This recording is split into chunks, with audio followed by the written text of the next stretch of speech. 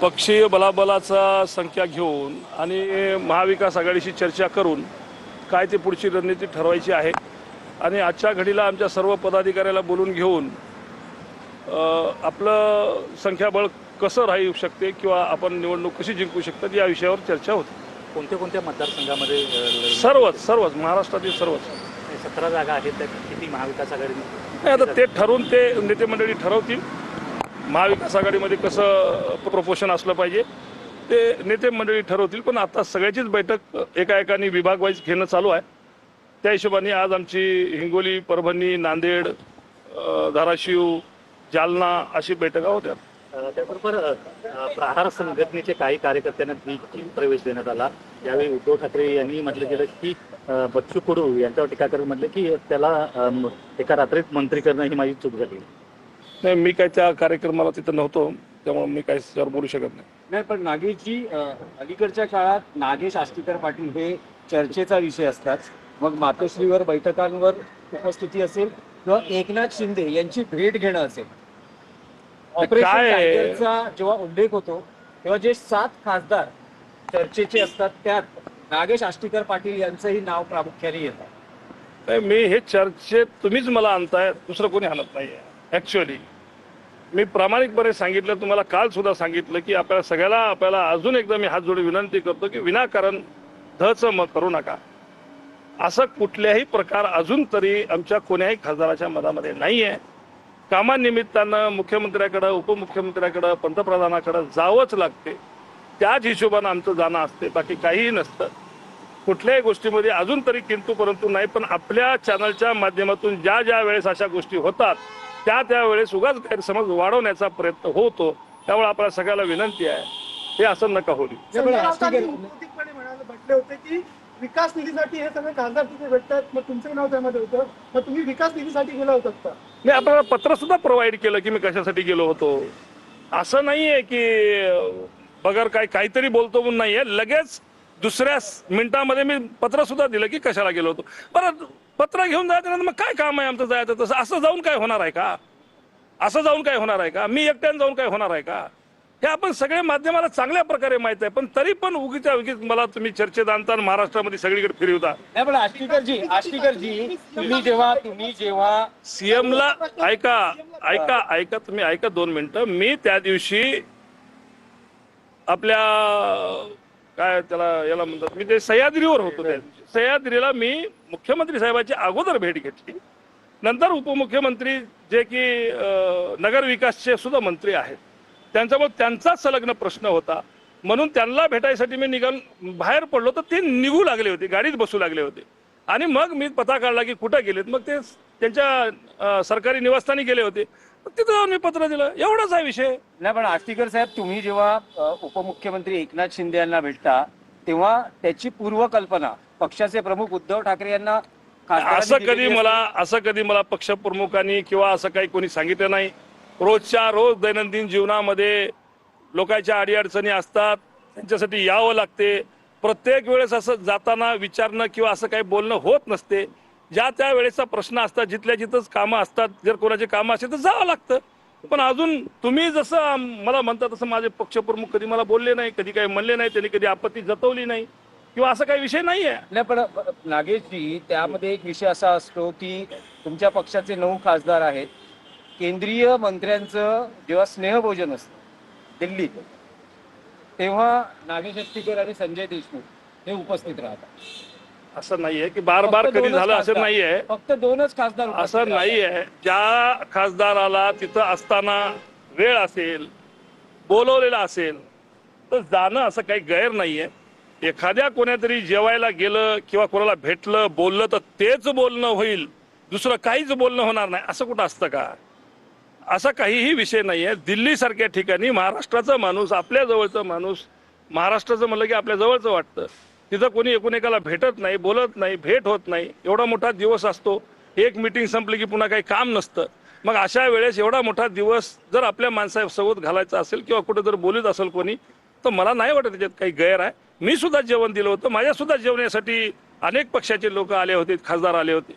म्हणजे काय त्याने मग काय मी असं समजायचं का त्याला? असं नाही आहे. आपल्याला विनंती आहे की कोणत्याही गोष्टीला एक माणुसकीच्या नात्यानं सुद्धा बघितलं पाहिजे. एकच गोष्ट नसू शकते. त्याबरोबर संजय आणखी जाधव सातत्याने मध्यंतरी अनुपस्थित राहतात. संजय जाधव आपले सहकारी. सातत्याने गैरहजर आहेत. काही कामं असतील, काहीतरी विषय असेल, त्याला आता मी कसं सांगू शकतो? तुम्ही बंडू जाधव साहेबांचे प्रश्न नागेशजी, विचारा. मध्यंतरी एका इंग्रजी वृत्तपत्रात बातमी आली होती की जवळपास 7 खासदारांनी शिंदेची भेट घेतली. त्यातल्या फक्त एकट्या अरविंद सावंत यांनी त्यांना कायदेशीर नोटीस पाठवली. बाकीच्यांकडून काही कृती झाली नाही. मी काय म्हणतो की 7 खासदार भेटले किंवा 8 भेटले किंवा 9 भेटले, मंत्री, मुख्यमंत्री, उपमुख्यमंत्री असताना लोकांचे कामं घेऊन जावंच लागेल, भेटावंच लागेल, सगळ्यालाच भेटावं लागेल असं नाहीये. पण त्याचा अर्थ असाच काढायचा हे पण चुकीचं आहे.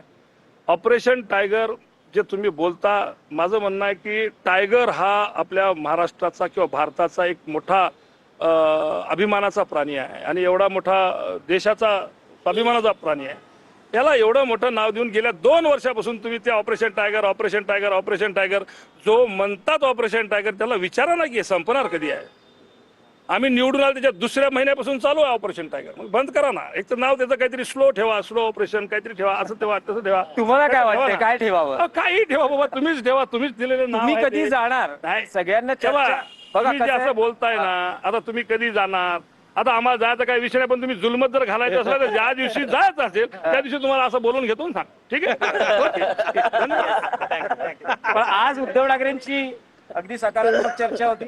अगदी सकारात्मकच राहते. आम्ही विचारलं का? हमेशा त्यांनी काही अजिबात विचारलं नाही. की एकनाथ शिंदेंना का भेटतात? एक शब्द सुद्धा काही नाही. निधी मिळाला का? आणि त्या वेळेस पण मी भेटलो असेल, बोललो असेल, जर काही विषय सांगायसारखा असेल तर मी नक्की उद्धव साहेबांना सांगितला.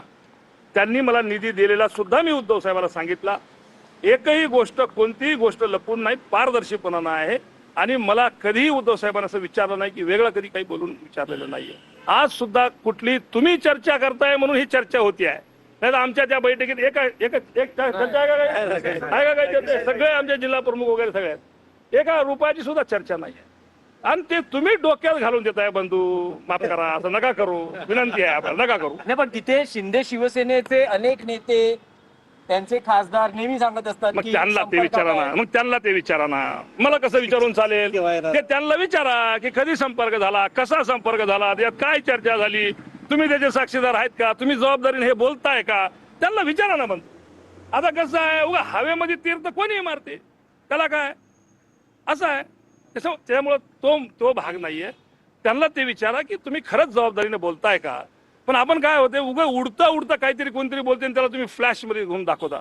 पण त्याला ते विचारा की तुम्ही जबाबदारीने बोलताय का. तुम्ही शिंदे साहेबाला हा प्रश्न करा, तुम्ही देवेंद्र फडणवीस साहेबाला हा प्रश्न करा. अजिबात नाही, अजिबात नाही. मी आतापर्यंत जितक्यांदा भेट झाली माझे, तुम्हाला अजूनही सांगतो, मी यापूर्वी आमदार होतो, ते आमच्या सोबतच होते. माझे शिंदे साहेबांचे सुद्धा खूप चांगले संबंध होतं, फडणवीसचे सुद्धा खूप चांगले संबंध होतं. माझे वडील सुद्धा आमदार होते, बाप दाद्यापासून आमचा यांच्याशी संपर्क आहे. पण कधीही मला शिंदे साहेबांनी या विषयावर बोललेले नाहीत. हे मी आपल्याला क्लिअरपणे सांगू इच्छितो. माझं खोटं असतं तर तुम्ही त्यांना सुद्धा विचारून घ्या. पण मला नाही बोलले तर नाहीच बोलले. पण वाया वाया वाया वाया वाया वाया कोणतरी म्हणते की तुम्ही या, तुम्ही या, तुम्ही या. मग आम्ही म्हणतो फौत फौत फौत फौत. पण निधी तर तुम्हाला मिळतो, निधी मिळतोय. हे पहा, जर आम्ही कुठं विरोधी पक्षात ऐका आहात ऐका तरी तुम्हाला ऐका निधी ऐका मिळतो. ऐका मी जग जाहीरपणे सांगितलं की बीजेपीनं आम्हाला, बीजेपीचे जिथं जिथं पालकमंत्री आहेत त्यांनी आम्हाला डीपीटीसीचा पैसा देऊन वापस घेतला, प्रमा काढताना वापस घेतला. की त्यांनी सांगितलं की म्हणजे विरोधकाला आम्ही निधी देणार नाही. हे पॉलिसी जरी असली तरी काही लोक, ज्या लोकांसंग आम्ही जाऊन भेटतो करतो, इन केस एखादी निधी आम्हाला मिळते, नाही मिळत अशातला भाग नाही. तो काही त्यांचा काही घरातली निधी नाही आहे, ती सरकारची निधी आहे. आम्ही सुद्धा कोणातरी माझ्या घरी नाही मागत आहे, आम्ही कोणातरी जनहितासाठी मागतोय, लोककल्याणासाठी मागतोय. मिळावंच लागते, काही गोष्टी जे द्यावंच लागतात ते देतील, नक्की देतील. फडणवीस साहेब निधी देत नाहीत, पण एकनाथ शिंदे साहेब असं नाहीये. फडणवीस साहेबांनी सुद्धा दिलं नाही अशातला भाग नाहीये. फडणवीस साहेब सुद्धा देतील. पण ज्या गोष्टीला हे जग जाहीरपणे त्यांच्या पालकमंत्र्यांनी सांगितलं हे मी सांगतोय. पण निधी नाही दिली असं कसं म्हणता येईल? काही काही गोष्टी मिळतात तर मिळतात, मिळावं लागतात. जे जरुरी असतात ते द्यावाच लागतात. संविधानिक आहे. आम्ही कोर्टात जाईल ना, असं थोडीच होऊ शकते. पण सरास आम्हाला निधी मिळत नाही हे तुम्हालाही माहिती आहे सगळ्याला. आम्हालाच काय त्यांनाच मिळणं झाली, त्यांच्याच पक्षातल्या लोकांना मिळणं झाली. मला एकीकडं झिरवळ साहेब आहेत, एकीकडं तुमचे राठोड साहेब आहेत, एकीकडं सावे साहेब आहेत. मला 3 जिल्ह्याचा माझा मतदारसंघ आहे. त्यामुळं इकडं सगळे आहेत. एक शिंदे सेनेचे आहेत, एक भाजपचे राजे आहेत, एक राष्ट्रवादीचे आहेत. सगळं मिक्स कार्यक्रम आहे आमच्याकडे. 2029लाही उबाटातूनच लढला. नाही, मी लढायला काय नाही सांगता येत नाही. याही वेळेस माझी तशीच परिस्थिती तुम्हाला माहित नाही. सगळ्याला माहिती आहे की मला साहेबांनी सांगितलं, त्यांनी उभं टाकायला लावलं म्हणून मी उभं टाकलो मागच्या वेळेस सुद्धा. पुढे बघू, साहेबांना आदेश केला तर उभं टाकू. परिस्थिती असली तर उभं टाकू, नसली तर नाही टाकू. ओके.